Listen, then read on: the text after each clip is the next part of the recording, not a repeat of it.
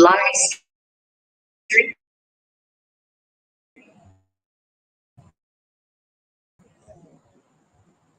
on exams, all right? The way of introduction, sensory system that carries sensations in the brain, okay, via the spinal cord. Okay, so there are two major pathways in the sensory system. They include the spinothalamic tract, okay, which is usually anterolaterally placed, and the dorsal column medial lemniscus, also called the posterior column, which is usually posteriorly placed on the spinal cord. Okay, these two sensory pathways take information down away from the skin, the other sense organs, up to the brain for interpretation, right? So the sensations that are usually carried include by the spinothalamic tract will include light touch, pain, and temperature, right?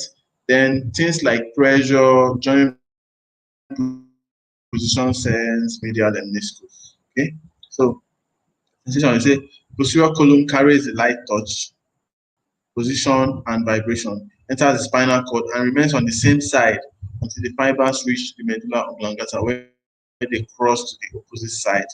Right. So one thing we noted yesterday was that we discussed the motor system yesterday. We said that the corticospinal tract usually crosses at the level of the medulla oblongata. All right. So the same thing here applies to the posterior column, which also crosses the level of the medulla oblongata. For spinal thalamic tract, carries pain and temperature, all right, crosses at the level of the spinal cord within the first two segments, all right. So it means as the peripheral nerves are bringing impulses spinal cord, they cross immediately. They cross immediately to the other side, and before they now start proceeding upwards, right? And these tiny details are very important because, for example, when a patient has a stroke in the brain, they will be crossing over, so there will be hemiparesis, contralateral hemiparesis. But when a patient has the spinal hemitransection, all right, you know that the sensations just crossed over at that point. Why the issue of the motor has already crossed over at the level of the medulla oblongata, as well as the vibration and joint position sense, which is carried by the posterior dorsal column medial lemniscus. All right. So the mixture of all these things helps you to determine what kind of signs and symptoms you're going to get from the spinal hemitransection, which you see in Brown-Sequard syndrome, right? Okay, so let's look at a diagram of the sensory system. So let's assume that this is the brain. Okay, this is a cerebellum, right? These are the gray matter, the cerebellum, which is also known as the cerebral cortex. Okay, then the inner part is the white matter of the cerebellum, all right, which carries axons. So gray matter or cortex is where the cell nerve bodies, axonal nerve bodies are placed. Okay? The nerve fiber cell bodies are placed. Then the white matter is where the axons, which carry impulses, essentially, okay, are placed. So that's what makes it white. So impulses flow from different parts of the cerebrum, okay, whether it's frontal, occipital, temporal, parietal, and remember that different things are catered for by different parts of the brain. So, for example, the frontal lobe will carry personality and has some aspects of motor. All right. So all these impulses are carried. Let's say this is one now. All right. So impulses here, impulses here. So when something is pointing upwards, it means they are coming from sensations, right? Because their sensations are afferent, which means it's coming from the peripheries up to the brain, whereas motor is efferent, it is coming from the brain down. All right. So let's look at this. Okay. So you see impulses coming from the legs, Forces coming from the legs, okay, all travel along the spinal cord, okay, travel along the spinal cord, and at this level of the medulla oblongata, they cross to the other side, okay, and then travel up. This is the one coming from this other side will also cross the level of medulla oblongata and travel up. But this has to be the posterior column, right? That will do something like this. It carries joint position sense, touch, and vibration. Usually light touch. Why spinal thalamic tract carry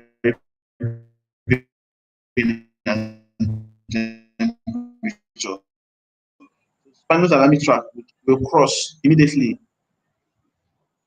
Let me assume that this is the spinal thalamic tract. As soon as this spinal thalamic tract, the pink one, will cross immediately and start going up. Okay. So I think they try to show you different lesions at different points and what it will look like. Okay. For example, this person has a hemisensory loss. I think someone that has a lesion on the right side of the medulla, right? Maybe a hemisensory loss or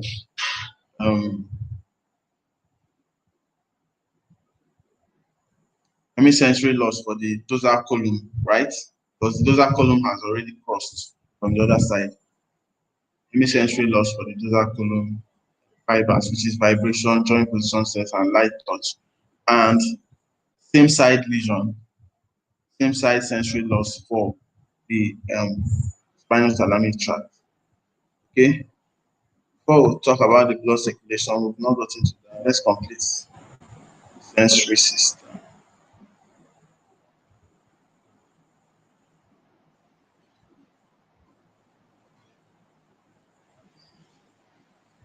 So this is also a sensory system because this is what you call the dermatomes, all right? Dermatomes tells you the pattern of distribution of sensations on the skin, right? So with this, you'll be able to tell, for example, at the lateral aspect of the forearm, we see six of the arm, we see C6. Lateral aspect of the forearm will be C5, all right? Even the thumb is C6.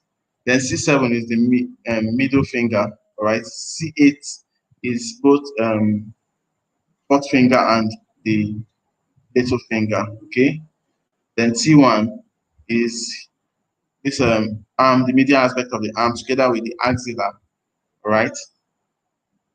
So you now start talking about C2, part of the jaw and part of the back of the head. C3, part of the neck. C4, the anterior upper part of the chest and tips of the shoulders, usually C4, right? Then C5 is just the front of the chest. And so you have T1, T2, T3, T4, all between, running between, okay? So the one that is very important is that I think T4 is at the level of the nipple, okay? T4 is at the level of the nipple. Then T5, T6, T7, T8, T9, all right, are in between. Then T10 is at the level of the umbilicus. T10 is at the level of the umbilicus. Then T11 is in between. Then T12 is at the level of the inguinal canal or the inguinal ligament, the inguinal region.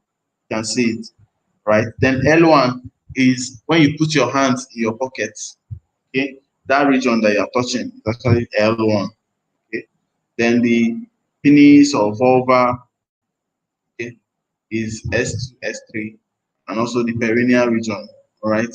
That's why anal canal is supplied by S2, S3. Right? S2, S3, L3. L4 is at the level of the knee. So you know that L2 and L4, L2 and L3 are between. L4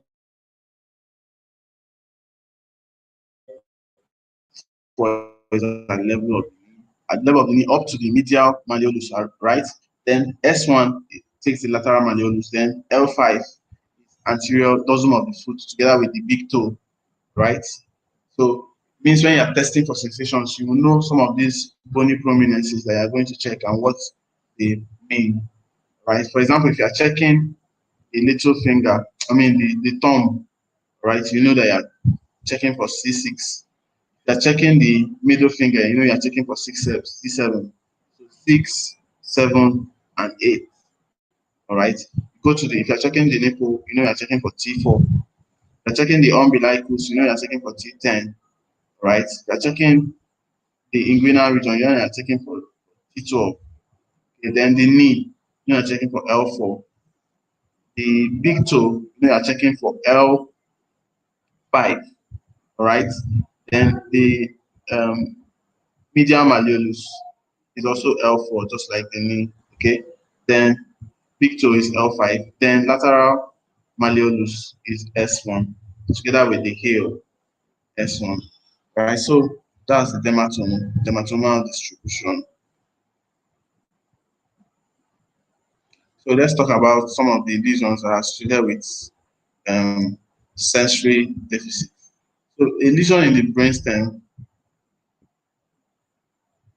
is expected to cause sensory loss on the same side of the face and contralateral sensory loss in the rest of the body below the face. Okay.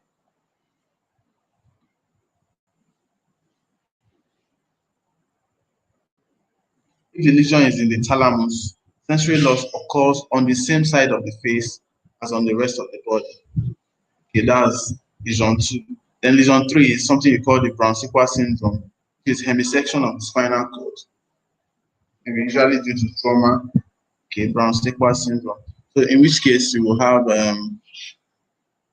sensory loss on the same side due to damage in the posterior column and loss of pain and temperature on the contralateral side due to damage of the spinal thalamic tract, right? So causes include trauma, tumors, etc. Right? So now another thing you want to look at is the chord lesions. When there's any chord lesion, it will cause loss of pain and temperature only, and usually in a segmental pattern. So when you have a chord lesion, it only affects the spinothalamic tract. Remember that spinothalamic tract is anterolateral. Okay, so a chord lesion will affect the spinothalamic tract and will follow a segmental pattern. And the causes, common causes, syringomyelia, right? So with that, go back to the image to look at the different lesions that were mentioned. Okay, so this is the first one. Said injury at the level of the medulla, while the second one is an injury at the level of the thalamus. Thalamus is somewhere here, right? You can see second picture. Both the face is on the same side as the limb. Okay, that injury is on the same side, right? You have the face, you have the upper and lower limb. But injury at the medulla will cause a contralateral loss on the limbs and then ipsilateral on the face. Okay, so injury at the level of this level of the spinal cord on one side is what you call the Bronchique syndrome. Then a lesion on the middle like this. On the middle, remember the spinothalamic tract is just there. So a lesion on the middle, a chord lesion, all right, will just affect the spinothalamic tract, okay, and then lead to spinothalamic tract affectation, also known as syringomyelia. Okay.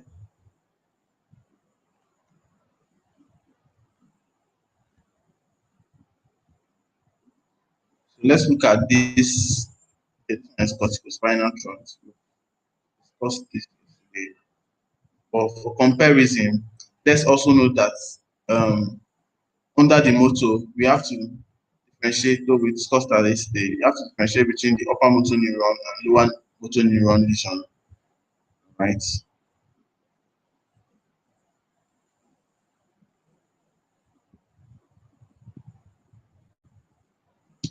So the cranial nerves.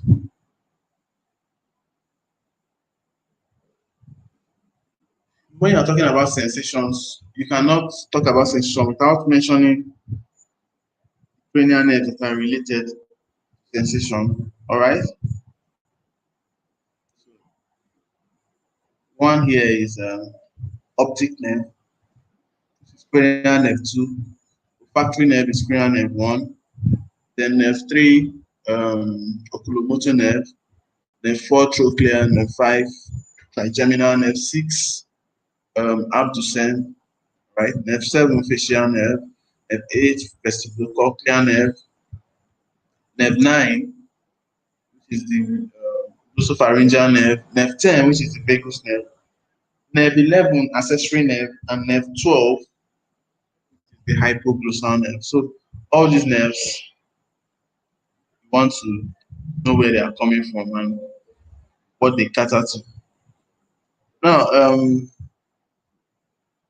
think we are done with sensations for now, but let's quickly look at the optic nerve and optic pathway. I think we cannot look at the optic pathway, the optic nerve without talking about the optic pathway, right? So optic pathway tells you what happens as impulses leave the retina, right?